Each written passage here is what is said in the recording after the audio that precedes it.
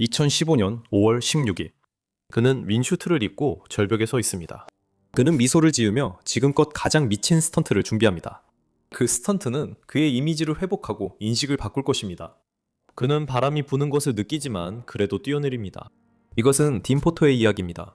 그는 아웃도어 세계에서 많은 사랑을 받았던 대담한 인물이었지만 어느 날 아침 유타의 한 아치에서 일이 벌어졌습니다. 그리고 사람들은 그를 미워하게 되었습니다. 그리고 이것이 그가 죽게 된 이유입니다. 익스트림에 오신 걸 환영합니다. 딘 포터는 요세미티 국립공원 태프트 포인트의 3,500피트 절벽 끝에 서 있습니다. 그는 빨간 윈슈트와 헬멧을 착용하고 있습니다. 그의 옆에는 세크라멘토 출신의 29세 정예 산불 진압대원 그레이엄 헌트가 있습니다. 그레이엄은 윈슈트 비행을 5년째 하며 자주 함께 비행한 이들은 그를 세계 최고 수준의 윈슈트 비행가 중 한 명로 불렀습니다. 그날의 임무는 단순했습니다. 그들은 약 1마일 떨어진 로스트 브라더 화강암 능선의 V자형 좁은 틈을 통과해 비행할 예정이었습니다.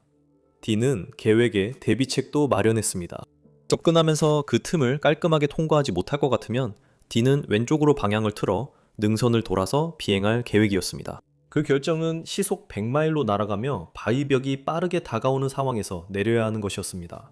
그의 여자친구인 젠 웹은 그들 뒤 20피트 지점에서 카메라를 들고 있었습니다. 그들 뒤로 산들바람이 불고 있음을 그들이 알아차렸습니다. 그들은 그것이 그들을 멈추게 할 만큼 충분하지 않다고 결정했습니다. 위험은 중요하지 않았습니다. 5년 동안 아웃도어계는 그의 후원자들, 그의 결혼, 그의 명성, 모든 것을 그에게서 빼앗아갔습니다. 그리고 그 모든 일들 속에서 그는 그들에게 답하는 유일한 방법은 너무나 부정할 수 없고 결코 무시할 수 없는 일을 해내는 것이라고 결심했습니다. 그렇게 하면 그들은 어쩔 수 없이 바라볼 수밖에 없을 것이라고 생각했습니다. 이 순간이 바로 그때였습니다. 딘 포터는 그의 세대에서 가장 위대한 모험 스포츠 선수였습니다. 그는 엘리트 클라이머도 시도하지 않는 절벽을 프리솔로로 오르고 수백 미터 낭떠러지 위 줄을 걸었습니다. 그는 전투기에나 어울릴 법한 슈트를 입고 절벽에서 뛰어내렸고 명성에는 신경 쓰지 않았습니다. 요세미티 등반의 대부인 로열 로빈스는 그가 자신도 해보고 싶었던 일들을 해내고 있다고 말했습니다. 아웃도어 업계는 그를 최고의 자산이라 불렀습니다. 같은 업계는 나중에는 그를 수치라고 불렀습니다. 1993년 딘은 요세미티 밸리에 있었습니다. 그곳은 전 세계에서 등반이 단순한 스포츠가 아니라 종교와도 같은 곳이었습니다. 그는 이 꿈을 이루기 위해 2년 전에 뉴햄프셔 대학교를 자퇴했습니다. 그는 등반가들의 캠프장인 캠프4에서 텐트 생활을 했고 자신이 가진 모든 것을 실은 폭스바겐 제타와 함께 지냈습니다. 그는 공원 관리인을 피하기 위해 동굴에서 잠을 잤고 맨발로 다니며 살아남기 위해 크래커만 먹었습니다. 그리고 그는 오직 한 가지 진정한 열정인 등반에 집중하기 위해 이 모든 것을 견뎠습니다. 말할 필요도 없이 등반가들은 그를 사랑했고 그에게서 영감을 얻었습니다. 그는 자신들을 락몽키스라고 부르며 요세미티 밸리를 영구적인 터전으로 삼은 젊은 등반가들의 느슨한 집단과 어울리게 되었습니다.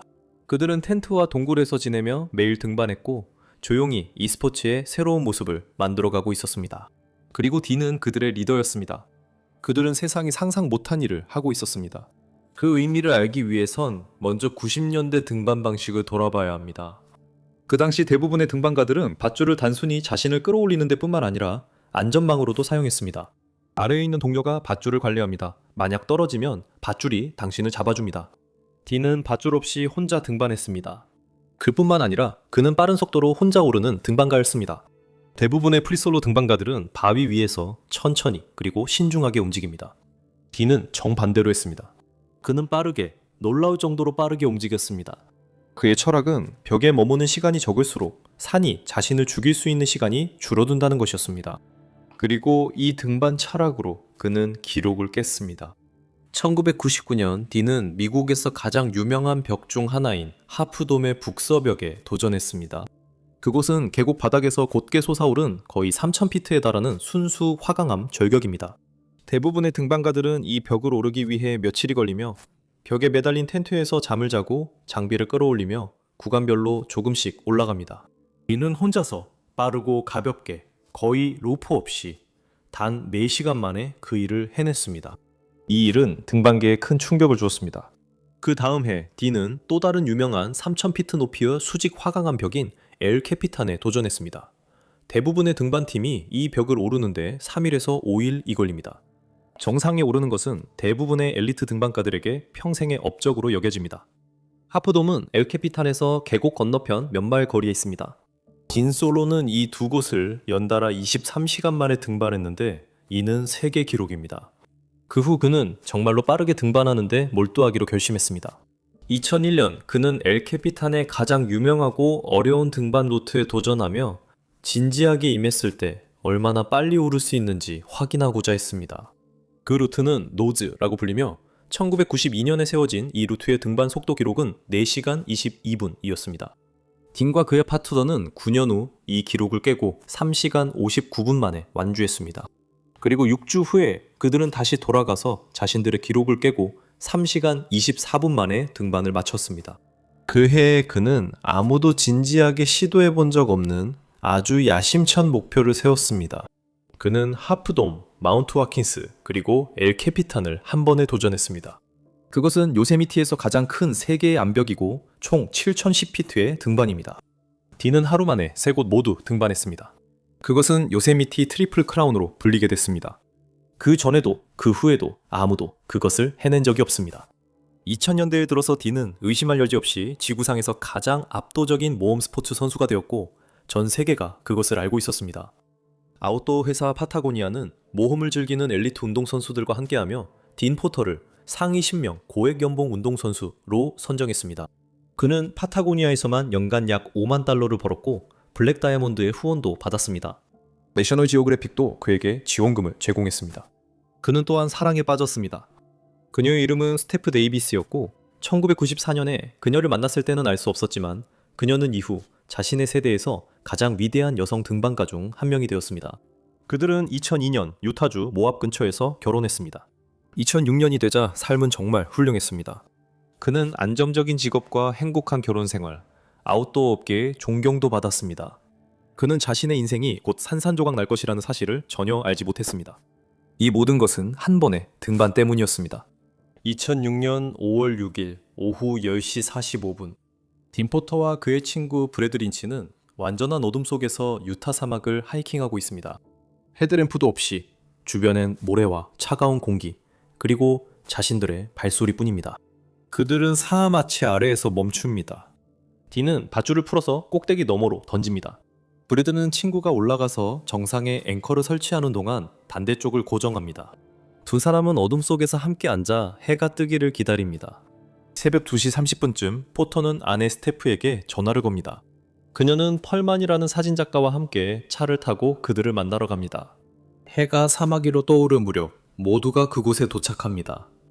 딘은 셔츠를 벗고 아치 위로 올라가 부드럽고 신중하게 오르기 시작합니다. 딘의 손과 발은 항상 그렇듯이 사막 바닥에서 50피트 위의 곡선진 사암 표면에서 지지점을 찾아냅니다. 딘은 정상에 도달합니다. 그런 다음 딘은 다시 내려갔다가 다시 올라갑니다. 딘의 친구들은 여러 각도에서 사진과 영상을 찍습니다. 딘이 만족하자 마침내 안전하게 로프를 타고 하강하고 모두 함께 집으로 돌아갑니다. 딘에게 평범한 아침이었습니다. 그는 자신이 방금 자신의 인생 전체를 망쳐버렸다는 사실을 전혀 몰랐습니다. 딘의 등반 사진이 공개되었습니다. 며칠이 지나고 수백 통의 분노에 찬 이메일이 파타고니아 사무실로 쏟아졌습니다. 공원 관리인 책상에 편지가 쌓이고 있습니다. 온라인 포럼에는 분노가 폭발하고 있습니다. 미국 상원의원은 당국의 조치를 요구하는 공식 서한을 작성하고 있습니다. 그들은 모두 딘이 방금 한 일에 반드시 대가를 치러야 한다고 말합니다. 보세요. 단이 며칠 전에 올라간 사하마치는 델리케이트 아치라고 불립니다. 그것은 유타에서 가장 잘 알려진 자연 명소입니다. 그것은 유타주 번호판에도 있습니다. 매년 150만 명의 사람들이 이 사막을 3마일이나 걸어서 단지 그 근처에 서기 위해 찾아옵니다. 등반가들에게는 그것이 그 이상을 의미했습니다. 아치들은 지질학적인 기적입니다. 벽이나 탑과는 달리 이 구조물들은 너무나도 연약해서 잘못된 무게나 잘못된 압력이 가해지면 붕괴로 이어지는 과정이 시작될 수 있으며 한번 무너지면 다시 만들 수 없습니다. 그건 다시 지울 수 없습니다.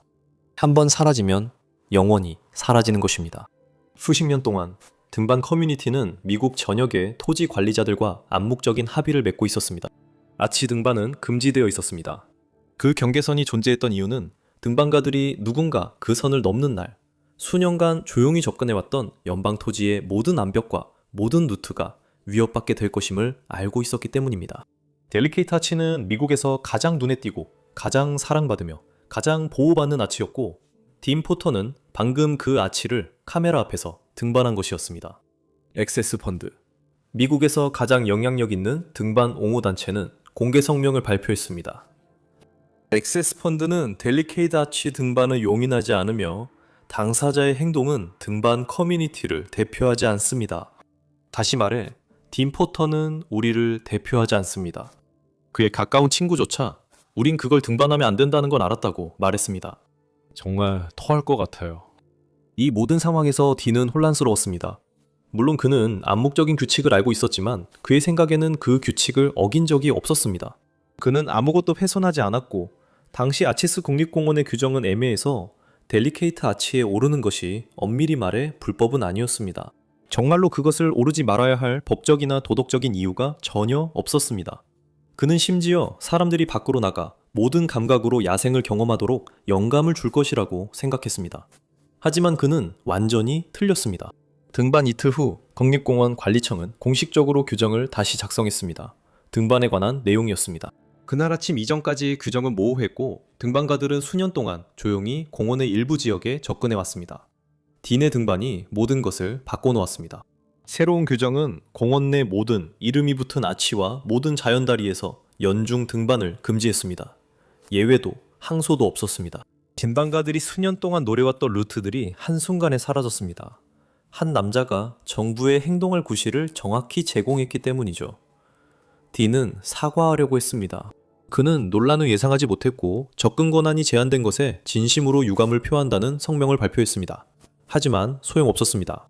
등반가들은 분노했고 동료들의 의견이 모든 것인 이 스포츠에서 이것은 일어날 수 있는 최악의 일이었습니다. 딘 포터는 많은 이들에게 영감이었던 인물에서 야외업계에서 가장 미움받는 인물이 되었습니다. 그에 대한 반발은 그의 경력에 먼저 영향을 미쳤습니다. 그의 주요 스폰서였던 파타고니아는 고객들로부터 심각한 압박을 받았습니다. 그들 중 많은 이들은 열정적이고 분노한 등반가들이었습니다. 브랜드 훼손이 너무 눈에 띄었습니다. 그들은 그의 행동이 야생지에 대한 접근을 위태롭게 했고 등반 커뮤니티에 엄청난 부정적 반응을 불러일으켰다고 밝히는 자체 성명을 발표했습니다. 그리고 그들은 그와 그의 아내 스태프를 계약 해지했습니다. 다른 브랜드들도 하나둘씩 빠르게 뒤따랐습니다. 몇 달 사이에 딘은 갑자기 수입도, 커리어도, 존경도 모두 잃게 되었습니다. 그의 결혼 생활도 결국 무너졌습니다. 스태프는 자신이 전혀 참여하지 않은 등반의 여파로 거의 모든 것을 잃게 되었습니다. 그녀의 수입, 그녀의 후원사들, 그리고 그들이 평생 속해 있던 유일한 공동체에서의 입지까지 모두 잃었습니다. 모든 것이 감당하기엔 너무 벅찼습니다. 2007년 그녀는 트럭에 짐을 싣고 그들의 개를 데리고 떠났습니다. 모든 것이 끝났습니다. 그렇다면 자신이 모든 것을 바친 스포츠가 완전히 등을 돌렸을 때 34세 남자는 무엇을 할까요? 잃을 것이 없는 남자. 딘은 할 줄 아는 유일한 일을 하며 다시 산으로 돌아갔습니다. 하지만 이번에는 등반만 한 것이 아니었습니다. 그는 그 어느 때보다 더 멀리 나아갔습니다. 2008년 그는 프리베이스라는 것을 발명했습니다. 보세요. 프리솔로 등반가들을 항상 두렵게 했던 것은 높이가 아니라 단 한 번의 실수로 인한 결과였습니다. 올라가다 미끄러지거나 내려오다 한 다리가 제대로 안 붙으면 끝입니다. 프리베이스가 그걸 바꿨어요. 그 아이디어는 최소 1000피트 높이의 절벽을 프리솔로로 오르면서 등에 낙하산을 메고 있다는 것이었죠. 여전히 로프와 동료는 없었지만 문제가 생기면 마지막 선택지가 있었죠. 그냥 공중에서 몸을 돌려서 낙하산을 펼치면 돼요. 물론 30피트에서 떨어지면 낙하산이 제때 펼쳐질 수 없죠. 하지만 1000피트에서 떨어질 때 땅에 닿기 전까지 살아남을 만큼의 여유가 있습니다. 딘은 이를 죽음을 비행으로 바꾼다고 했죠. 첫 프리베이스 목표는 스위스 알프스 아이거산이었어요. 그는 등반을 준비하기 위해 해발 9000피트의 동굴에서 혼자 6주를 보냈어요. 2008년 8월 6일 그는 2000피트가 넘는 높이를 깨끗하게 등반한 후 데뷔 점프를 성공적으로 해냈어요. 그 다음에 그는 이번에는 윈슈트를 입고 아이거로 다시 돌아갔어요. 윈슈트는 날개가 달린 슈트입니다. 윈슈트는 팔과 다리 사이에 천이 연결되어 있어서 절벽에서 뛰어내린 후에 날다람쥐처럼 공중을 활공할 수 있게 해주는 특별히 설계된 슈트예요. 대부분은 윙슈트로 비행기에서 뛰어내립니다. 딘은 산에서 뛰어내렸습니다. 2009년에 딘은 아이거산 정상에서 조금 아래에 있는 바위 돌출부에서 뛰어내려 13,000피트 높이에서 9,000피트 이상의 수직거리를 2분 50초 만에 거의 4마일을 날아갔습니다. 그렇게 해서 그는 윙슈트 비행 최장 세계 기록을 세웠습니다. 이 업적으로 내셔널 지오그래픽은 그를 올해의 모험가로 선정했습니다. 하지만 충분하지 않았습니다. 딘에게 두려움은 최고의 스승이었습니다. 죽음이 실제로 가능성 있는 그 순간에만 그는 진정으로 살아있음을 느꼈습니다. 그래서 2011년 7월 12일 밤, 딘은 제가 이 채널에서 지금까지 설명한 것 중에서 정말로 가장 놀라운 일 중 하나를 해냈습니다. 요세미티에는 해발 약 1만 1,000피트 높이에 위치한 화강암 봉우리인 캐서드럴 피크가 있습니다. 정상에 오르면 사방으로 수마일을 내다볼 수 있습니다. 아래에는 수천 피트 아래의 계곡 바닥만 있을 뿐입니다. 딘은 그 봉우리 꼭대기 두 지점 사이에 폭 1인치짜리 나일론 줄을 팽팽하게 맸습니다. 그리고 그는 하네스나 안전줄 없이 그 위에 올랐습니다. 그와 1만 1,000피트 아래 계곡 바닥 사이에 있는 것은 엄지손가락만한 나일론 줄 한 가닥뿐이었고 그는 그 위를 앞으로 걸어갔다가 다시 돌아와 걸었습니다. 1마일 넘게 떨어진 곳에서 어드벤처 사진작가 마이키 쉐이퍼는 전체 장면을 프레임에 담기 위해 800mm 렌즈가 달린 카메라를 설치했습니다. 그는 이것을 인생에서 가장 복잡한 촬영이라 했지만 담아낸 장면은 숨이 멎을 만큼 경이로웠습니다. 딘 포터가 두 팔을 벌린 채 시에라 네바다 산맥 위로 떠오르는 보름달을 배경으로 실루엣이 되어 있었습니다. 그 숨막히는 사진이 인터넷에 달궜습니다. 그 사진은 하룻밤 만에 전 세계에 퍼졌습니다. 후원사는 아무도 들어오지 않았습니다. 그는 매력과 재능이 넘쳐 무시할 수 없었습니다. 클리프바와 아디다스 아웃도어가 모두 그와 계약했습니다. 510. 아웃도어 업계는 수년간 그의 이름을 잊으려고 했었습니다. 이제 그들은 외면할 수 없었습니다. 하지만 그의 복귀는 오래가지 못했습니다. 2014년 11월 클리프바가 발표를 했습니다.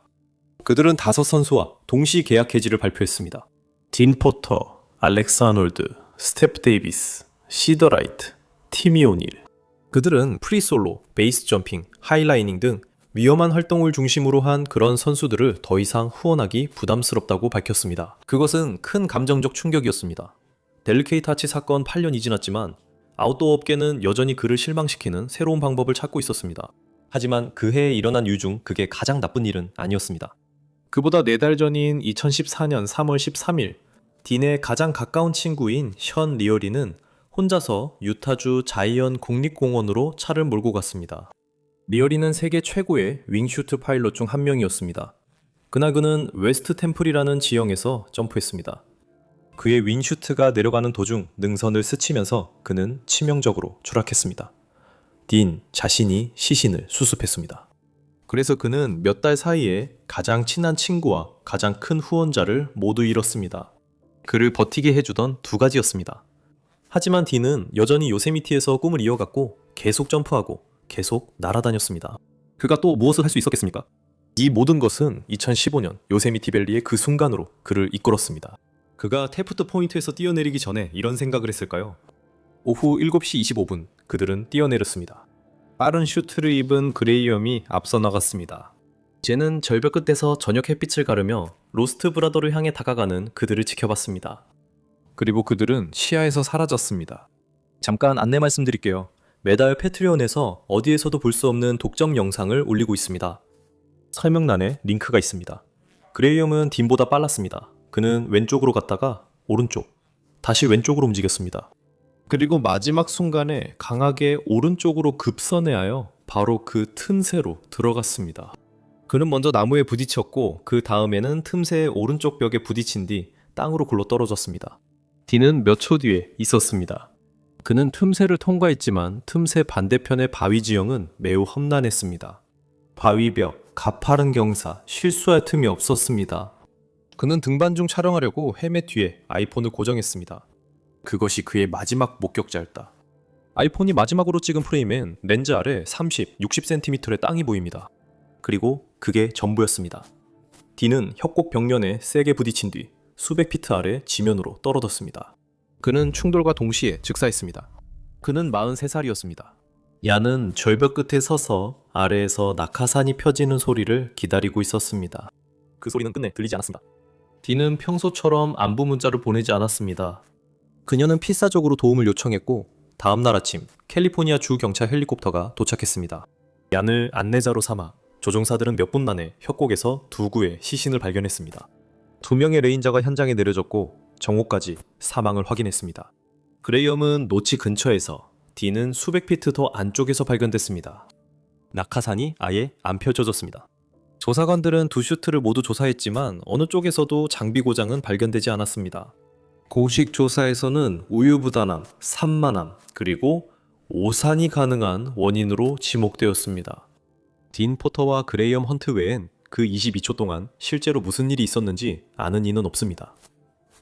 몇 년 전 한 인터뷰에서 딘 포터는 죽음이 두렵냐는 질문을 받았고 그는 이렇게 말했습니다. 죽고 싶지는 않지만 내 인생에서 가장 아름다운 표현을 위해 모든 것을 걸 준비가 되어 있습니다. 딘 포터는 야생 탐험의 위험을 잘 알았고 이를 받아들이며 생을 마쳤습니다.